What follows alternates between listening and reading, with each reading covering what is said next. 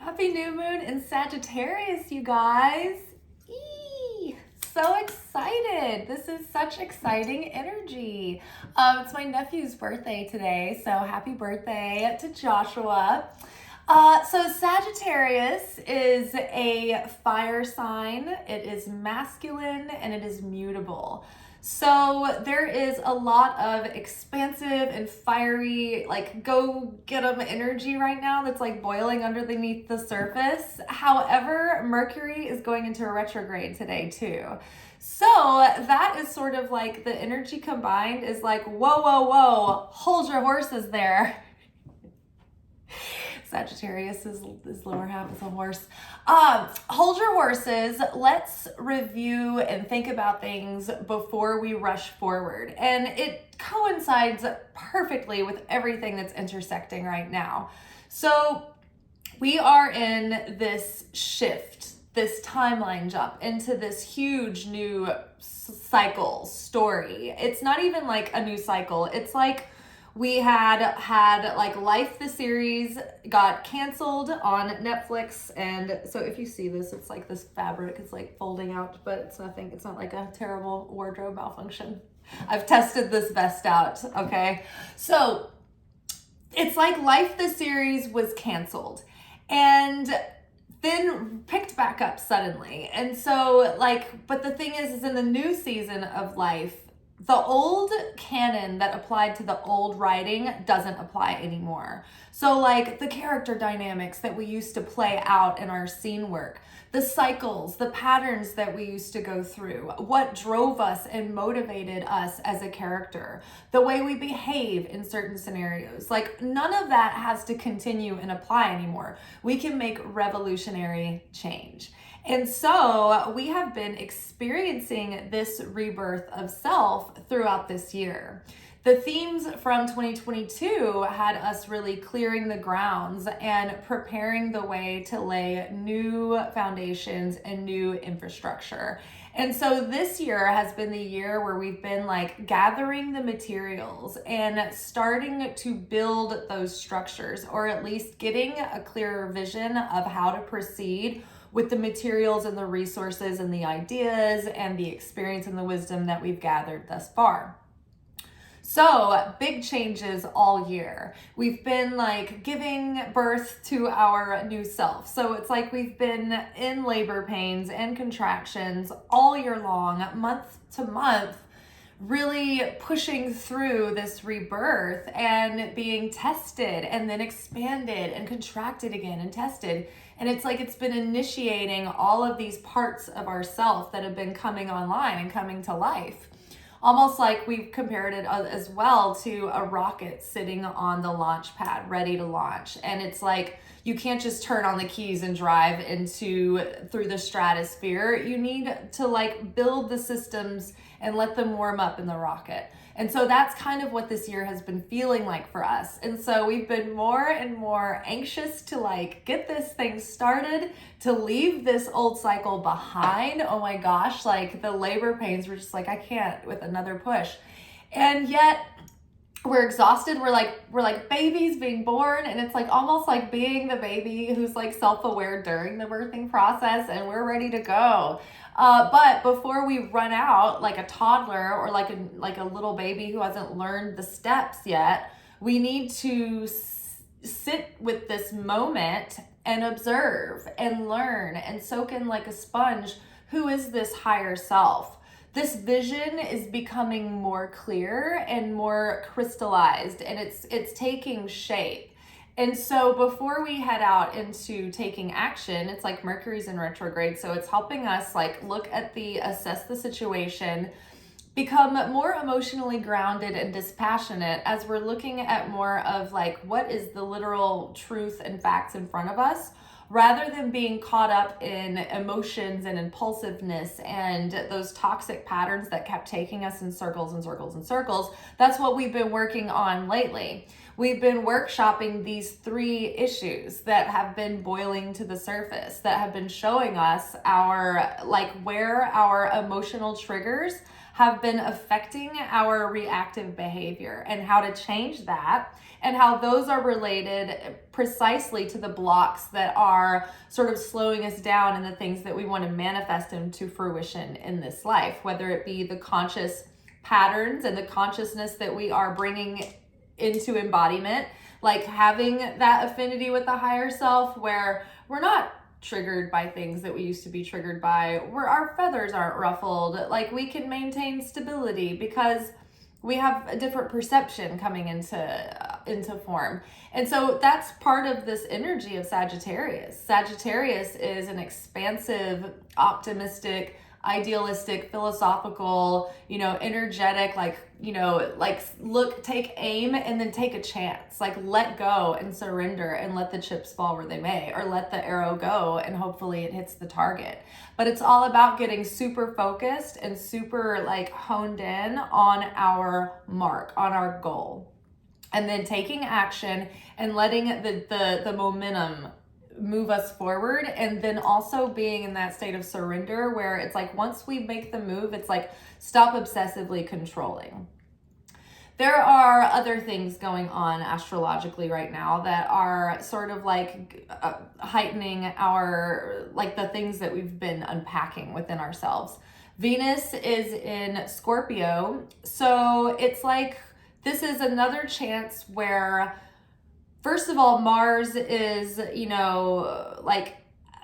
combining with Venus in a way that makes it heightens the Venus wants to have a party and be in pleasure and go for beauty and feel good and what tastes good and all of that. And then, Mars is let's take action, let's go for it. It's impulsive. But Mars in Scorpio is even let's go deep. Let's get really into this. And so it can kind of take you off the deep end.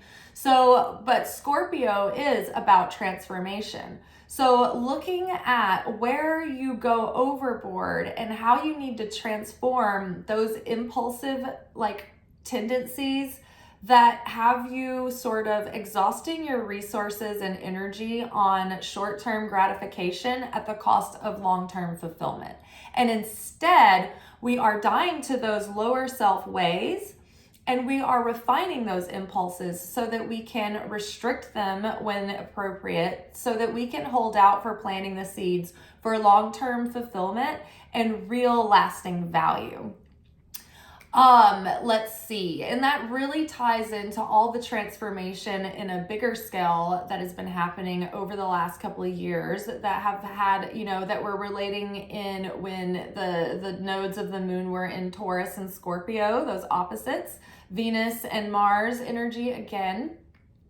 It's recircling back around in that lesson, that big vision. The big vision is coming into focus. Our perspective is shifting and we're starting to see the big picture.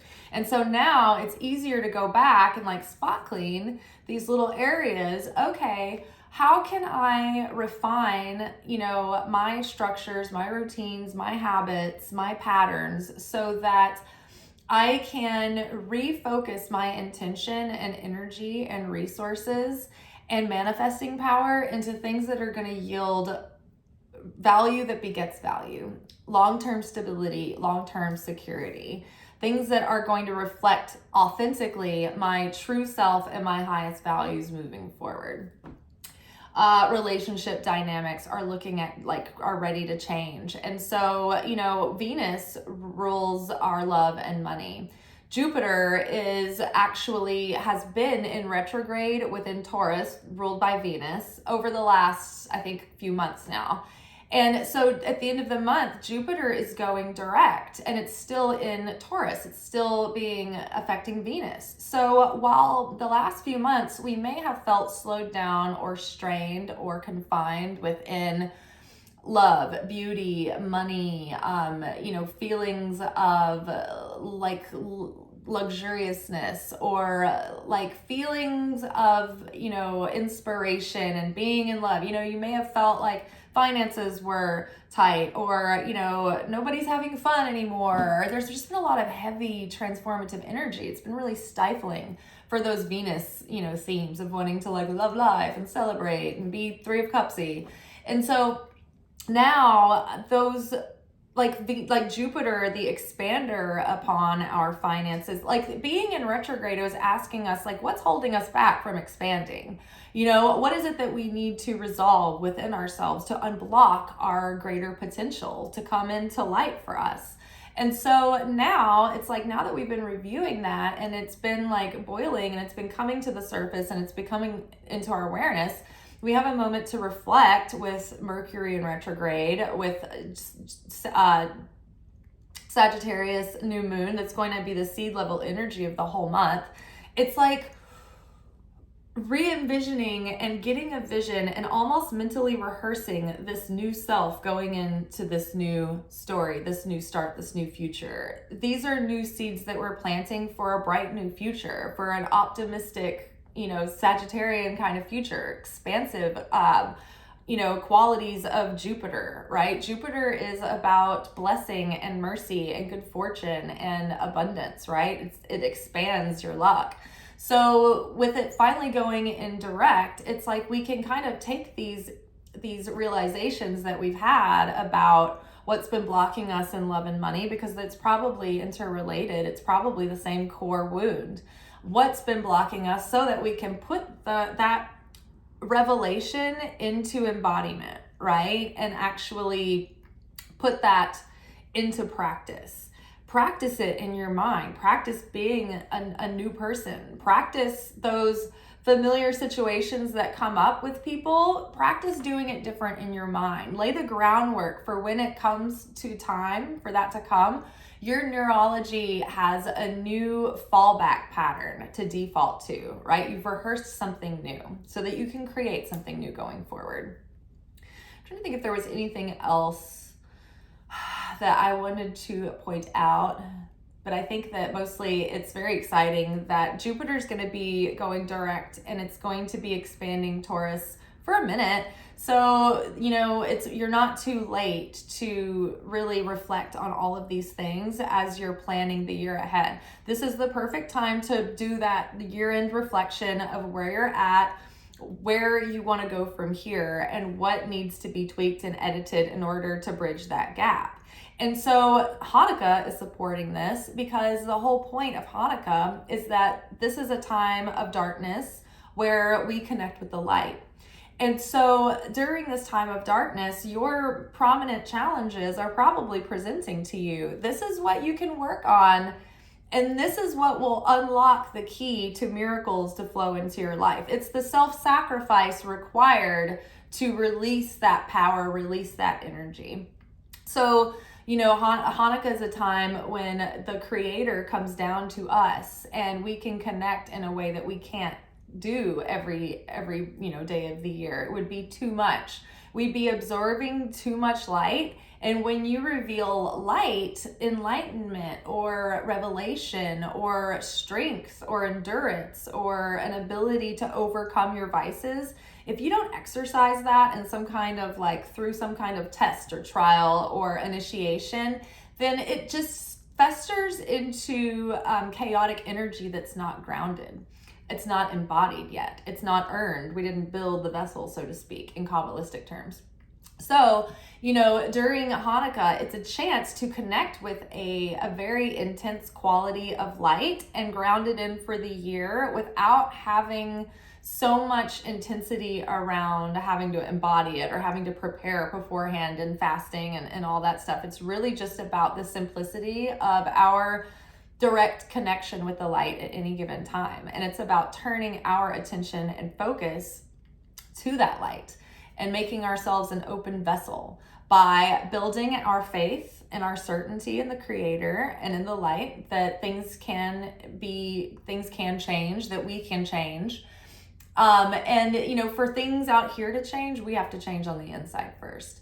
And then also our willingness to be a vessel for sharing and a vessel for unconditional love and mercy and compassion, while still having healthy, grounded, self-respect and boundaries as well. I know that can be a gray area for people who have a problem with overgiving or being codependent. So I kind of like to make that caveat a lot. So yes, Hanukkah, a time for miracles. Like, you can really connect with the energy of miracles right now, but what really gets that miracle activated and like unlocks your connection to it is your willingness to self-sacrifice a part of the ego. What parts of you are holding you back? What parts of you are too, afraid to speak up? What parts of you are too boisterous and you need to restrict and be more mindful? Which parts of you need to be more wise, more forgiving, right? Forgiveness is a huge one. Forgiveness is difficult, especially when you've justifiably been in a situation where someone else has wronged you and you feel like self-righteous in your anger. It's not that they have not done what they did, but the forgiveness sets you free from that hook that's keeping you tied down to a toxic vibration, that's keeping you out of resonance with having affinity with the light of the source of the creator. So it's to your benefit to forgive. It's a very powerful moment of like releasing all of this light that can be redirected into a miracle that can come into your life. So you can ask yourself, do I want to be right or do I want to have miracles? That's like a lot of the thing that separates the sages and the prophets from the ordinary person is their willingness to sit in discomfort or accept challenge and meet it with a different perspective. Embrace it as a moment to rise above your current station, and it elevates you. These are the opportunities. The challenges are the opportunities to push the needle forward between the weighing the scales of light and darkness. We are in that moment of facing our own darkness of fear, lack, doubt, frustration, resentment, anger, division, separation. In that moment, we can choose. Holy Spirit, help me to begin to perceive this through your eyes in a healthy way. And not in a way that is driven by fear, lack, doubt. Help me see this through the eyes of Source. And help me be directed and guided by Source. What to do, where to go, what to say, and to whom. And help me have the strength to take action and the courage of conviction to follow up on those things. We can pray. We can use the power of prayer out loud right now as we light these candles each night to ask for assistance in changing ourselves. And we're not asking for miracles to change the outer circumstances or the other person. Our job is to ask for the strength to change what it is in us that needs to change within this scenario or within the grander scheme of life that is producing this scene playing out in my life, right? Taking responsibility for the self is always picking up the cross and self-sacrificing that is going to save you in the end. It's going to elevate your soul, and it elevates the upper realms too. And as we build unity in one-on-one scenarios and see that we all have more in common than we don't, and that we're all one at some core level, it's like the more unity we build in our surroundings and then on a global and universal scale as well. Okay, let's get into the reading. We're going to do a Celtic cross with my custom deck, the Straightforward Oracle. And then we will get some clarification cards with some other tarot and oracles. All right, what do we need to know? What's us in the context of this moment right now? Oh my God, you guys. Forgiveness is what is being asked for.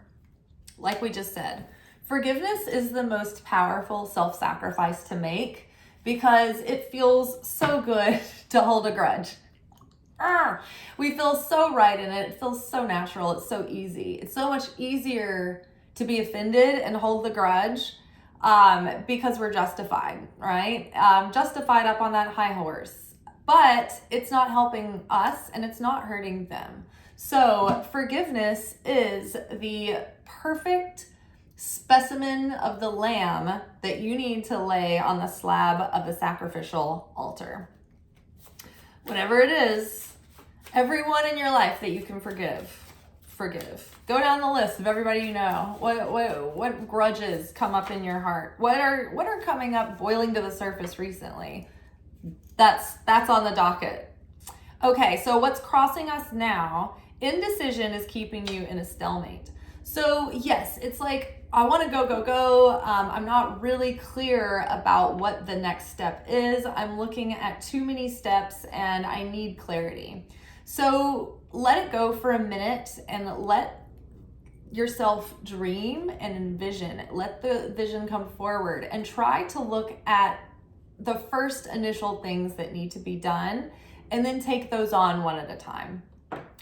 As you feel overwhelmed, if you can take decisive and intentional action, that helps alleviate the overwhelm and it gets you pushing the needle one little bit forward at a time. The ego wants you to believe that your spiritual work has to be perfect and all or nothing, and you have to be changed in an instant or else it's not good enough. That's not true. As long as you can begin to have the willingness to perceive differently and try to maintain bouncing back into that consciousness when you're triggered. Like that's the basic requirement, is like just be willing, right? So little bits, little steps that are consistently taken add up big in the end. So remember, as we're taking little steps to overcome our impulsiveness, think about it. Every time that you impulsively want to buy something small, ask yourself, would I want this, or would I rather have this bigger thing that I've been wanting that I can probably have if I just save up? And then what if you took a little portion, like 10% or so of that item that you wanted to buy, or even if it's not that expensive, like take that money that you were going to spend on the impulse purchase, throw it in an envelope, right? After so many of those times where you overcome your impulse to buy the small or to get the short-term gratification, you have practiced restriction and you have felt how good it feels to overcome your impulse, and then you have invested in this future. At the same time, you have been penalized by your impulsivity, and you have, you can pretend like, oh, what if I had spent that money? Now that money's gone. But then later, it's like you've tricked yourself. Okay, so stop impulse spending. Invest money into things that are going to bring you long-term security, or at least start managing your money in a way that are going to bring you longer-term security. I watch so many people Uber Eats as a lifestyle, and they're doing it with like food that is garbage in the first place. So it's like such a waste of money. How much extra add-on charge is that every time you're blowing your money on meal after meal after meal, when you could batch cook for much more like cost effective, like it's way cheaper. It's healthier to cook at home, and you can cook from like whole ingredients. I found that you can have a lot more range in your diet if you're just not eating a lot of processed food full of fillers and preservatives all the time. That's usually what's keeping us like inflamed and ruining our digestion and our metabolism, right? So being more decisive about cutting those impulses in the bud. Every time you want to go after a warm body, ask yourself, is this person really in alignment with my dating goals, right? What are the facts here? Not what are my sentiments? If you are, wanting to meet certain health goals, right? Is it good for you to keep drinking Cokes or, impulse eating or whatever? So just start being mindful of those things and how they build up over time and how small incremental changes make a difference. Also, when you start overcoming your impulses, it gives you more mental power to be decisive. When we have to keep making these decisions that we're like, oh, I don't know, and we're fighting ourselves, we lose our willpower. It drains us. So when we set more non-negotiables for ourselves and just set ourselves up for success, then that saves our willpower and trains us to be more decisive. The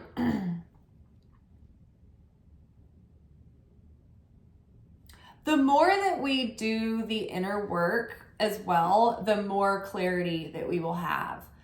The thing right now that's clouding our vision and making us be less decisive is the fiery nature of our emotions being like exacerbated and then making our decisions impulsively for us. So what we need to do is be a little bit more dispassionate, and like, it's okay to have our emotions, but like, don't let those make your decisions. Instead, look at the reality, look at the details, look at the truth of what's in front of you.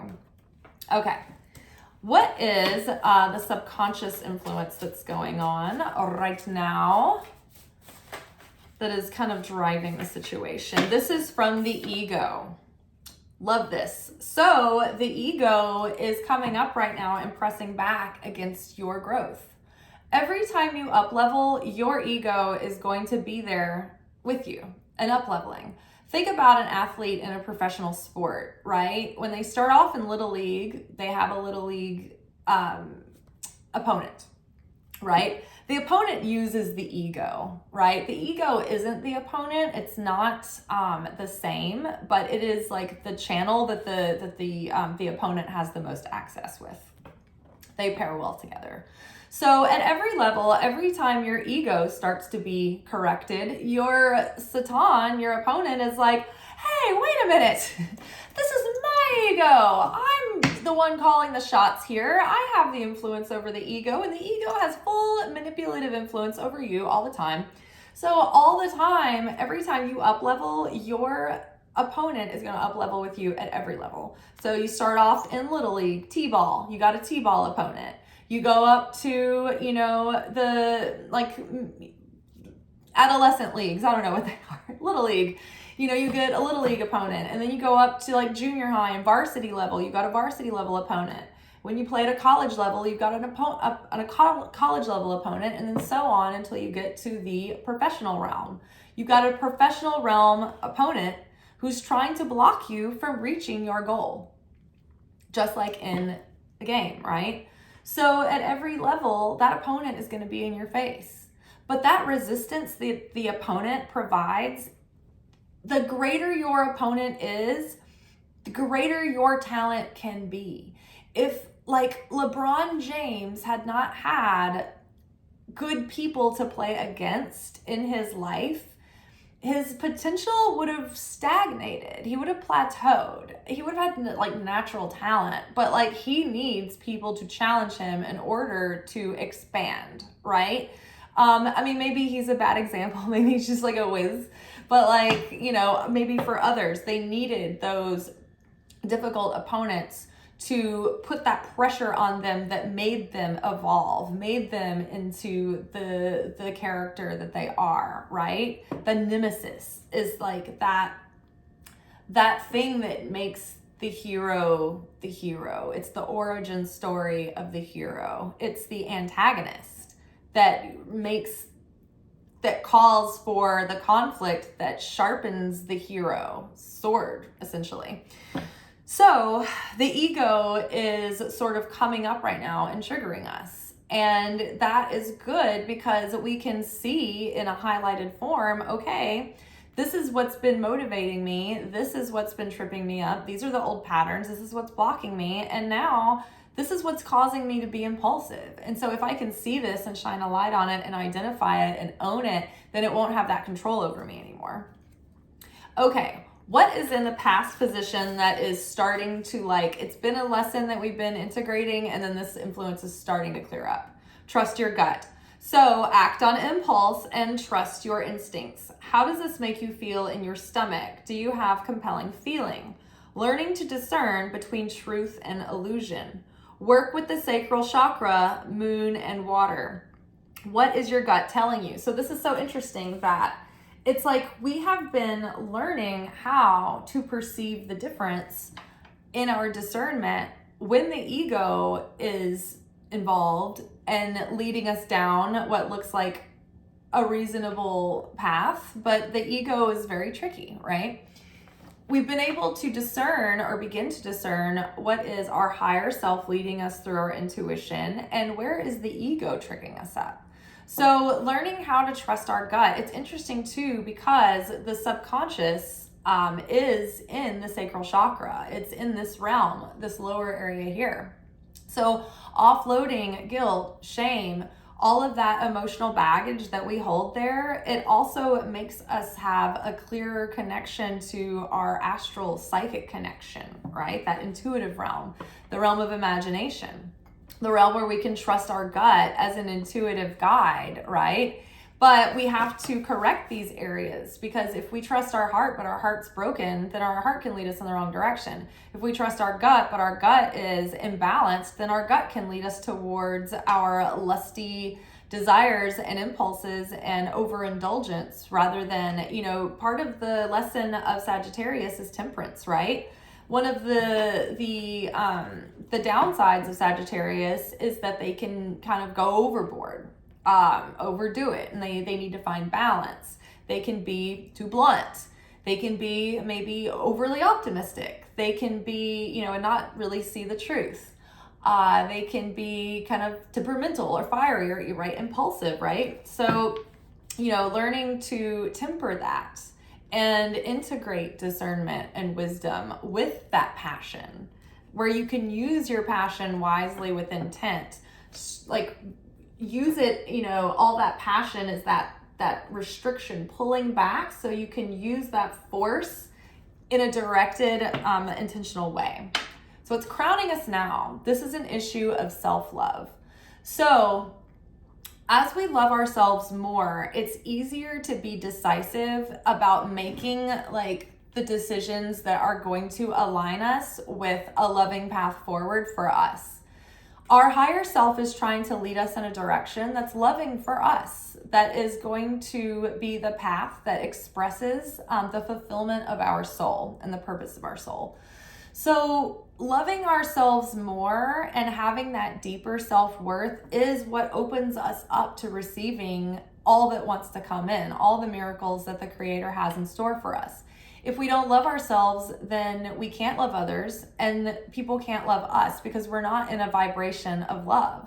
We're either vibrating with love or we're not. And so that's incoming and outgoing. We're channels, right? So this is an issue of self-love. Love yourself first and others will follow. You can only love others as well as you are able to love yourself. You've been putting others first at the expense of your own authenticity. It's time to realign with your higher self and make choices that are true to you. So something that's been coming up in the way that we've been looking at our relationship dynamics has to do with our tendency to abandon the self in order to appease others or to blend in, right? We've been breaking codependency and enmeshment, and that means that we've had to reestablish self, align with that authentic self, and identify what's been projected on us that it's not ours to carry, and then let that go. And so within that, it's required, changing relationship dynamics. But it's been, a journey to realign with that authentic self. And so the To Be Magnetic workshops, they can help you, like right now, the manifesting challenge, the first day is looking back on your growth. Then the second day has to do, it workshops you through going through some of the recent tests and challenges. And then the third day starts you into the workshop, authentic code. And so there's all of these things that are built within the work of To Be Magnetic that are so valuable, that I do them all the time as an ongoing practice, and they pair really well with my Kabbalah classes.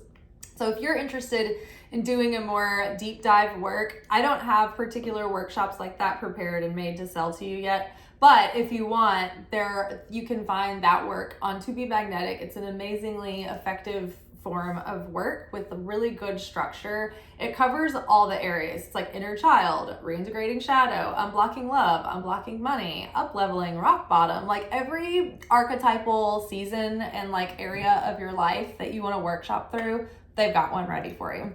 So you can you would like, I have an affiliate link because I think I manifested their affiliate program. But it's in my description box below. If you use my code, I think you get 15% off on your monthly membership, which is like $30 a month, I think, which is worth it to me in the end. Okay, what's coming up around the corner? This is an issue from the heart. Oh, also part of the manifesting challenge is that you reflect on the year behind, but it helps you get a vision of the year ahead, and it helps you make lists, and it helps you get like an action plan going from inside out. And there's literally like deep imaginings that are meditations that help you rewrite your like neural pathways and like help you heal your nervous system of the current traumas and help you like erase the default setting patterns. So again, it's just pretty much all the things that we're trying to do all the time. So coming up from around the corner, or right around the corner, coming up for us this is from the heart. So core authentic desires, divine guidance, purpose, passion, influenced by higher love, may seem illogical. That's the divine feminine, right? The willingness to be playful with the universe and lend ourselves to magic, to be illogical. Miracles aren't logical. They require no scientific explanation. There may be scientific explanations sometimes, which don't take away from the miracle, but the level of faith that it takes to believe and call in a miracle is called emuna. And that is faith beyond reason or logic. It's like you can believe something even before you see it, and you have no reason to believe it, right? Everything looks bleak, but somehow I just have a feeling everything's gonna be fine, and maybe it will. So this new cycle, this is what's coming around the corner, right? The essence of this, just listen, take it in. This new cycle is going to be heart-centered. It can be from the heart for you. It can be this way if you start making heart-centered choices, right? It's up to you to make the change. Creator, your angels, you can pray for divine guidance and support, and it will be given to you. But at the end of the day, you have to make the changes. You have to do the transformation work. You have to start doing things differently and envisioning a grander, brighter, greater vision for yourself. So this next cycle is going to be from the heart. It's going to reflect your core authentic desires. You're going to be divinely guided. You're going to have a sense of purpose and passion. You're going to be influenced by higher love. It may seem illogical, but the heart is ahead of the brain. Insights that hold truth. Beware that if big truth, insight that holds big truth. Beware that if the heart is in pain or the individual asleep, the heart can be misinterpreted. Again, we just pointed that out a moment ago. So again, we're doing that heart healing because this next cycle can really reflect all that we just connected with. But again, if we're following a heart that is still in a lot of pain and it's still in a lot of confusion and suffering, then it's not going to give us clarity. It's going to keep us in indecision. So our perception that is keeping us in this situation right now, okay, be patient. So, and find a teacher. So right now, we're in the season that we're in and we can't rush forward even though that we want to. So the best we can do right now is continue to be patient and hone our perspective. The more that we can shift our perspective, the greater the outer vision that we see will reflect that perspective. So in the meantime, continue to learn, find a teacher, find mentors that can like lead you in the direction of your goals in practical ways. Find thought leaders that can nurture your outlook, right? Find relationship coaches that speak to the issues that you have. If you have anxious attachment style, then find a good coach who's learned how to overcome their anxious attachment style. If you have codependency, right? Find coaches that can teach you how to overcome that codependency. Read books that help you in those realms. Learn how to take your money and manage that. There are financial books out there. I have several of them stacked up that I need to read myself. And I'm going to do that when I get into Unblocked Money in the To Be Magnetic workshops. But yes, it's like we can find teachers and expand on our knowledge and start putting that into practice. These things are not going to change overnight. We're not going to know how to be a millionaire and then be a millionaire. Like, even if you were able to squeeze out $1 million, if you don't know how to manage $1 million, you're not going to stay a millionaire. It's going to at the very least, depreciate into nothing. So right now, while you're planting the seeds, while you're in the early stages, build the infrastructure right. Learn how to have healthy relationships, with your money, how to have healthy, practices and, routines in your life. Build upon that. Okay, outer circumstances affecting us now.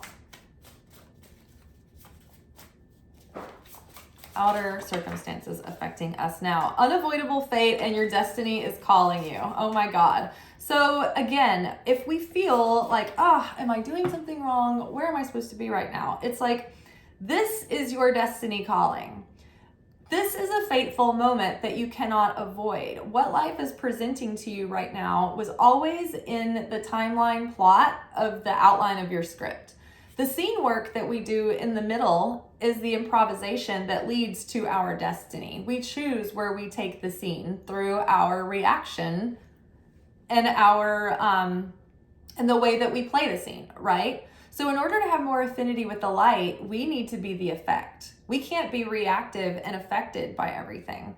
And so when we are affected and reactive to everything, that keeps us in our state of unavoidable fate. But when we meet that hand that's been dealt and we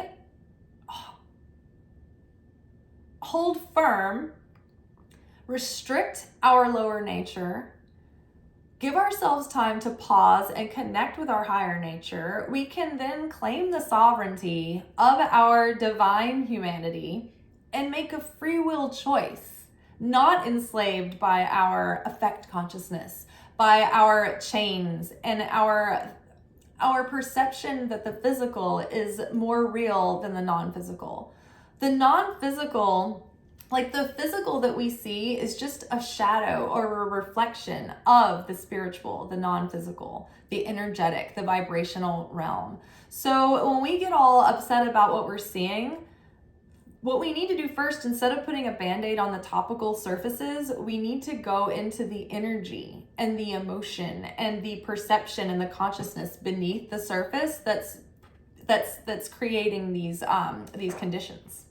So when life brings you fated moments, the way that you choose is the destiny that you choose. So it's up to you. You don't have to be resigned to your fate. We don't have to be resigned to our astrological natal charts. That's just giving you your highlights in your workbook as to what you need to work on in order to refine, the person that you want to become. It's like we're all these lumps of clay, these statues, and it's up to us to chisel ourselves into the Pygmalion, that we want to be. Hopes and fears, you're going in circles. Negative patterns, cycles, stuck in a loop, repeating the same mistake, time for a new story. So again, it's like your hopes and fears are cycling and treading on one another. And your obsessive fears tied into your hopes are causing you to go into these cycles over and over and over again. So right now, we have a chance to break the cycle. We're being offered this unavoidable, fateful time that we are in to make these changes, to make these transformations. And so in order to avoid going in circles, and that's kind of our fear right now, right? It's like, am I going to be going in circles forever? And it's like, this is sort of perpetuating like a self-fulfilling experience right now. So focus more on the direction that we're headed and get into alignment, right? Get out of these toxic emotions and toxic behaviors and toxic perceptions and toxic relationships and behaviors that keep you going in these circles, and then instead focus on what you are planting. Because whatever you're in right now, whatever the state of consciousness that you're in at the moment, this is going to determine the seeds that you're planting. This is going to be the seed level of what you're creating. So you don't want everything that you're planting right now to be flavored with neurotic seeds. Time out. Mercury's in retrograde. Time out. Be patient. Learn, grow, do some research, reflect, plan, and, tweak that plan right now. But don't charge ahead forward, because it could just be like a waste of your time and energy if you charge forward and you miss a step, or you make a mistake, or it's not what you thought. So take your time and don't feel the need to make any huge moves. Do the small things that you've been working on, but make bigger shifts within. Make bigger shifts in your vision, in your perception, in your emotions, right? Make shifts towards being emotionally sober and grounded, and being able to make more decisive and logical and wise choices. Okay, let's get a Moonology card from Yasmin Boland, I think. I love these Moonology cards. What is a little message from the moon for this next month-long period that is, so like the new moon flavors the whole month. And we can unlock the powers of the sign if we can overcome the shortcomings of the sign. So again, as we overcome our impulsivity, rein in ways that we overdo it, and maybe, don't think things through with long-term value. The more we rein that in, it's like the more we will feel ourselves expanding, and we'll feel even more encouraged and enthusiastic, but we need to stay focused. Okay, what is this? Oh, win-win outcome is in the forecast. Full moon in Libra. So really finding balance. Again, the skills. It's like things are evening out. The more that we integrate this new embodied wisdom into our life, the more our life will even out, and the difficulties will start being evened out by blessings coming in. Ooh, delivery. Wonder what that is. Okay, let's pull a tarot card from the the Wisdom of the Angels Tarot, I believe it's called. Angel Wisdom Tarot by Radley Valentine. Okay, what do we need to know for this month? Carrying this energy with us, and if we do, there is success and victory is imminent. Oh my gosh, shut up. Venus in our face. Big old Venus in our face. The Empress, yay! So this is the ability to embody that divine feminine absurdity and trusting that divine guidance within, being able to integrate that and put it into action. So when we are inspired, when we have our intuition talking to us, we act on it. When we're inspired to take action, we take action. When we're told to sit and wait, we sit and wait. When we see a red flag, we do something about it. We don't ignore it. The queen, all of the queens are present here. The Empress is in full mastery, or at least has the levels of moments of brushes of consciousness in the realms of mastery with her emotions, with her thoughts, with her spirituality and confidence and belief in herself and in her God and in her ability to be industrious. So that leads to her inspiration and drive and motivation. And also with her material world, with the finances, with the way that she can govern her surroundings, keep her home, keep the business of housekeeping in balance and in check, keep the books in checks and balance, take care of her health and her body and her routines, and manage her time well. So we've got emotional realm, thought realm, physical realm, and spiritual realm all in check. And that gives her this Empress status. And because of this, Venus is expanded. She is comfortable. She is abundant. She is sitting and relaxing in a state of receiving, because she has that divine balance of the divine masculine and feminine has come into union within. And so again, you know, the Empress is ruled by Venus theme. So beauty and luxury and pleasure surround her. So again, things are going to go well if we do the inner sacrifice, the work of self-sacrifice, the inner work that we're being called to do. That is going to lead to all of this expansion in good luck and fortune.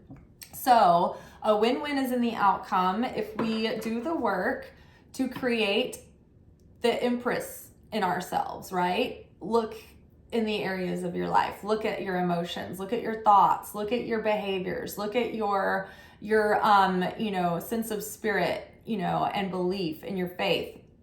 How is all that doing? Get that into check, and then it will expand everything else in relation to how much effort and how much you're investing in those things.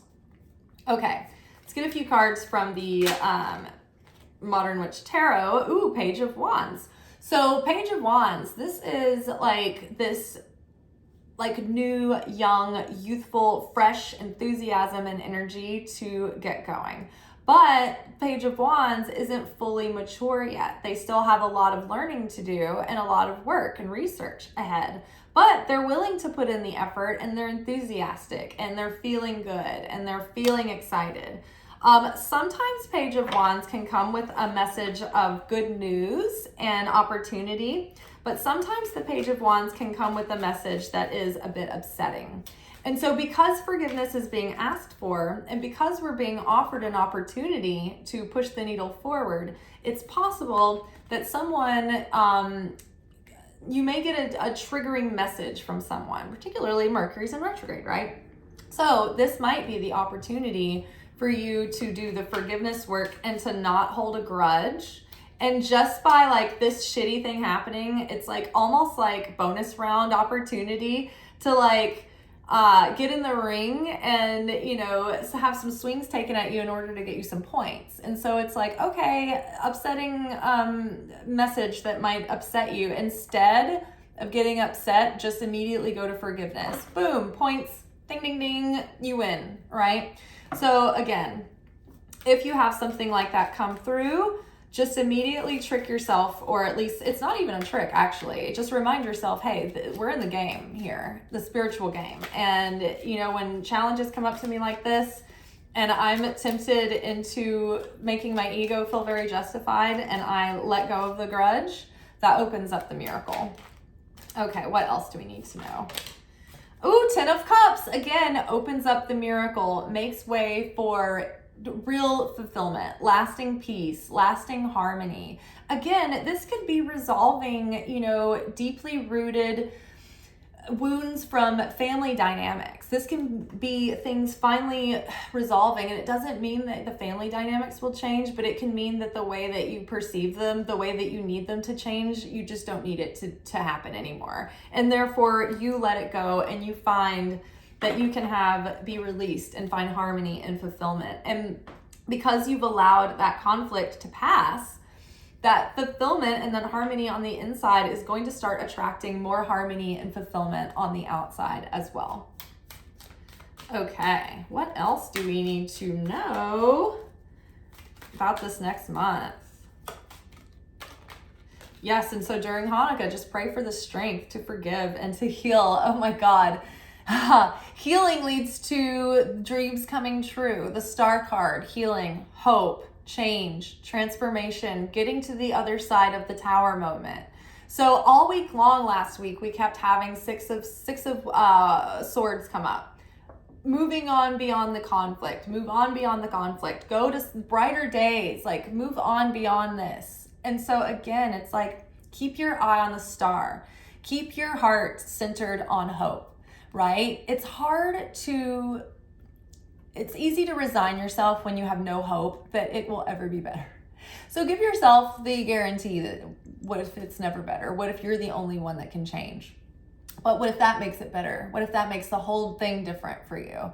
And it sets you free, and it sets everybody involved free. And then that starts to change the dynamic eventually. Who knows? But hold on to hope, because the star of hope, the star of healing, is the thing that's bringing that temperance, right? She's like got one foot on the ground, she's got one foot in the water, similar to the temperance of like the pouring of the cups together, the integrating of the masculine and the feminine, the integrating of, you know, the balance, letting the healing happen and moving forward and having hope for the future that things can be different. I mean, this is like minor arcana leading to major arcana. So this is our process work here that is going to lead to the major change in our life, essentially, is what that means. Okay, and then one final card here, 6 of Cups.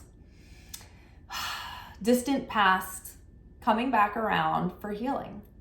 Looking at things from the past better than they were or worse than they were, right? So this is healing past wounds, past traumas, going back and revisiting things, you know, not remembering things as difficult as you remembered them, not you know, putting things up on a pedestal, right? Being more realistic and having a more mature outlook and perception. You know, this sometimes means people coming back from the past. So that is also a theme that's always rife during a Mercury retrograde, right? Ex-lovers, you know, old friends, people you haven't talked to in a while, circling back around. But really and truly, the depths of this is healing and forgiveness that is going to lead to massive change. But that's the magic word right now. What is the, you know, abracadabra right now that's going to give you what you want, what you've been trying to call into manifestation? It's forgiveness. Forgiveness is more than saying sorry.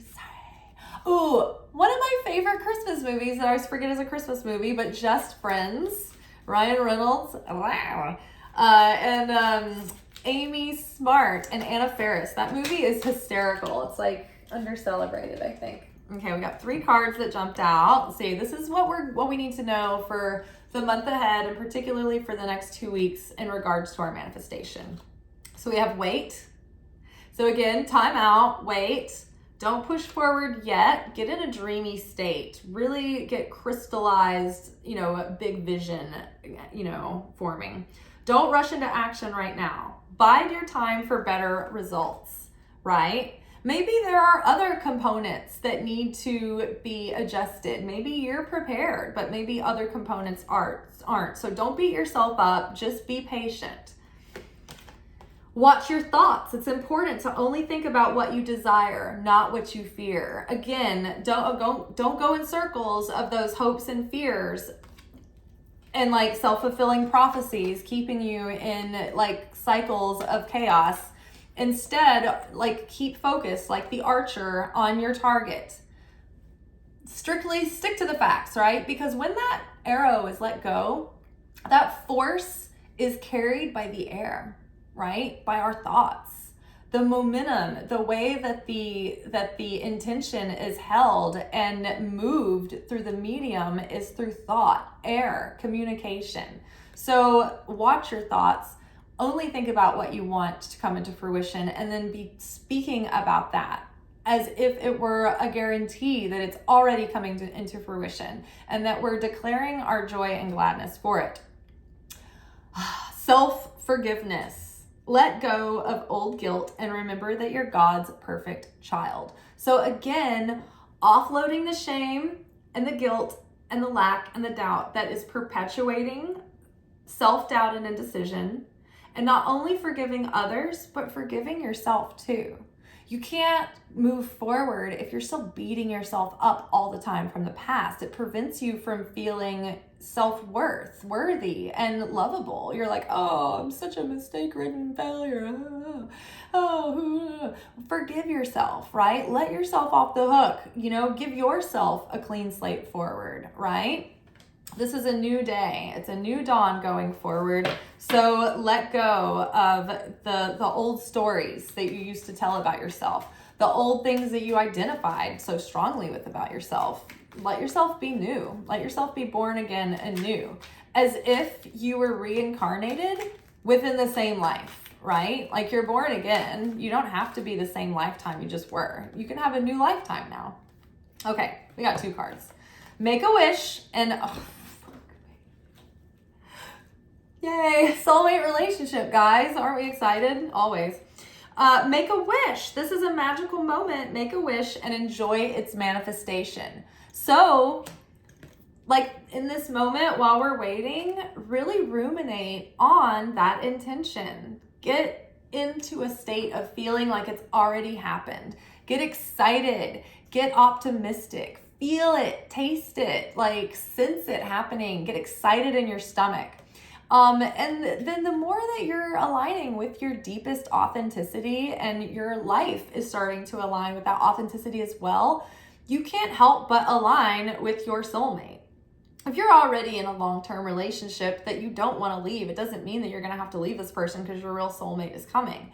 It means that as you do the work in yourself and you're in a solid relationship, your soulmate, the one that you're in the relationship with now, can just suddenly up level, right? Just spontaneously, or begin to do the work too. If you're, in a changing situation, or if you are single, then this could mean that you're going to start drawing in individuals that are more calibrated with your soul purpose. So maybe it doesn't mean that the one that's going to be with you forever is coming along, but it could mean that there's a significant person coming into the picture soon that you're going to play out significant lessons with, at the very least. And maybe it'll lead to something more long-term. Pay attention. Empowerment. Pay attention to the signs. Nourish your sense of empowerment through empowering thoughts and actions. Okay, so let's see what the romance angels have to say for us over the next month. And remember, these seeds that we're planting are going to be cycles that we're going to be growing for the next 6 months until the next full moon in Sagittarius. Okay, what do we need to know from the romance angels? Worth waiting for. Again, you may be feeling impulsive right now, but don't. We've had every deck so far be like, just wait. Just don't do anything crazy right now. I know you're thirsty. I know you're anxious. I know you're angsty. Just sit and wait. Bide your time for a minute. Things are coming into place, but it's not yet. So divine timing is at work in your love life. This is an unavoidable moment. Destiny is calling you. Do not blow it now on warm body syndrome. Okay, what else do we need to know for our love lives? Make the effort. Great love is worth taking the steps you're guided to take. So keep doing the healing work and keep following your intuitive guidance. Keep watching out for the red flags and actually act upon them. Don't ignore them, but make the effort. Do the work, do the inner work, do the forgiveness work, do the self-forgiveness work. Make the effort and, put yourself out there to be in places where you might meet people. If you're in a relationship, make an effort.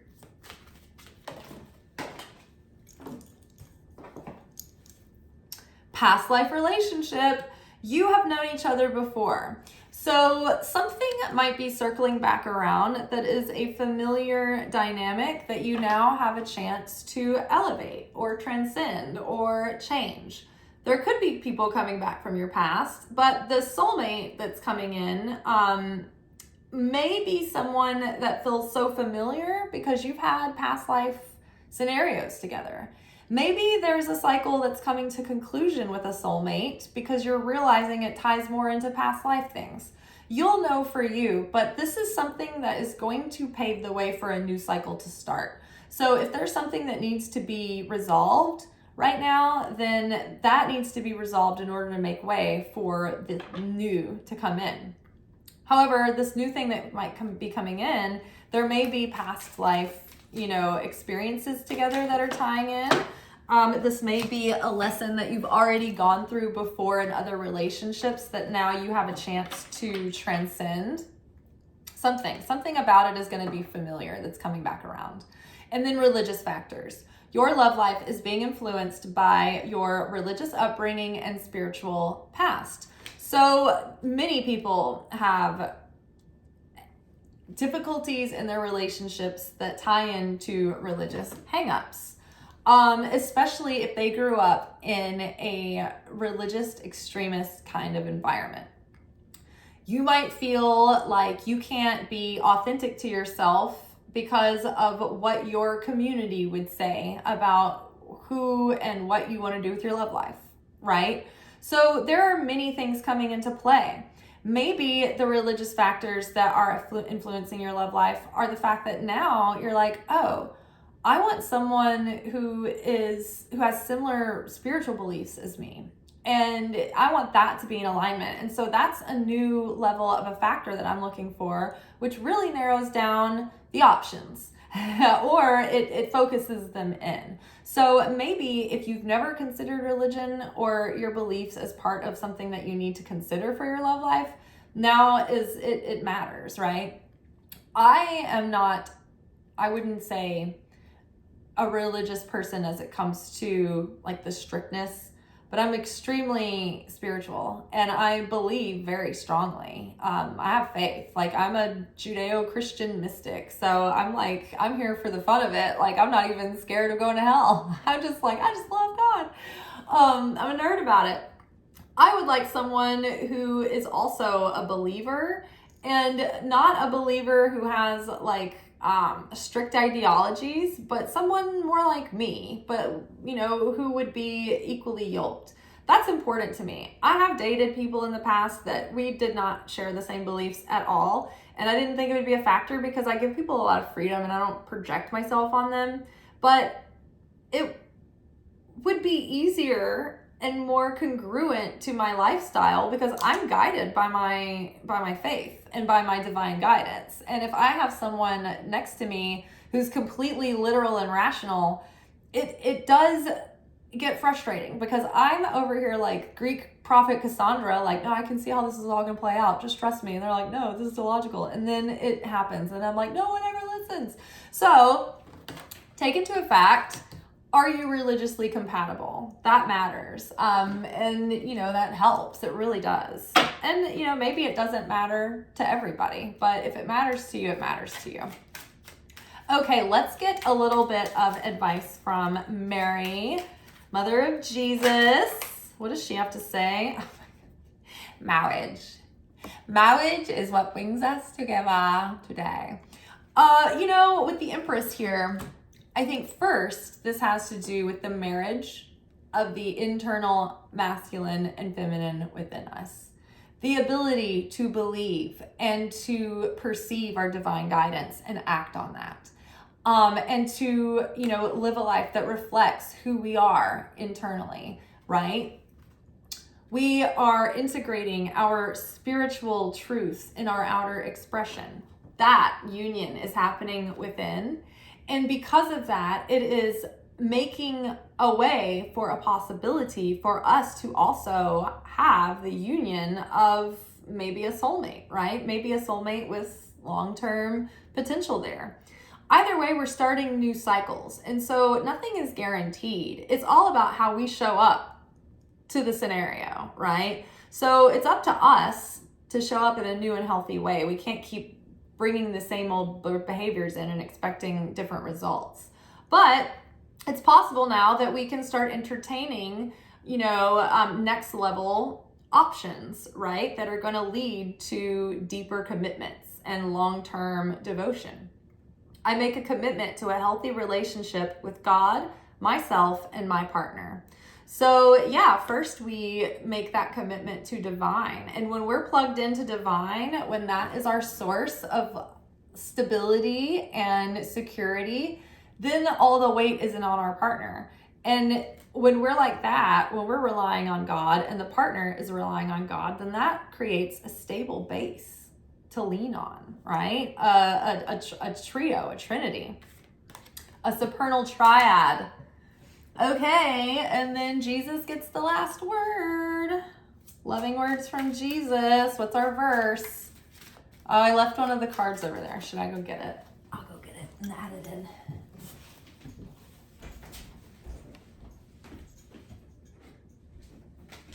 Oh, it's two cards. Two cards we wouldn't have had. I love my sequins pants. Okay. Continuing on. All right. Oh, unto you it is given to know the mystery of the kingdom of God. Wonderful. I love this one. So, as we seek to understand, more will be revealed. And so right now it's like, okay, what is my hang up? What is the meaning of all of this? It's like God is telling us what is the meaning of all this, but it's about connecting right now and tuning into source. And then as we connect, like look at Jesus laying back here and just looking up and waiting. He's not charging forth in this moment. He's laying back and he's taking in the guidance. And so if we do this, if we get quiet, if we make that connection regularly, unto you it is given to know the mystery of the kingdom of God, then the guidance will be revealed to you. And the more that you actually take action on the guidance, the more will be revealed to you. If you don't act on it, then you won't connect with it. All right, you guys, that is all for today. Good luck out there. Have a great month ahead. Happy new moon in Sagittarius, and I'll see you on the next one. Ciao.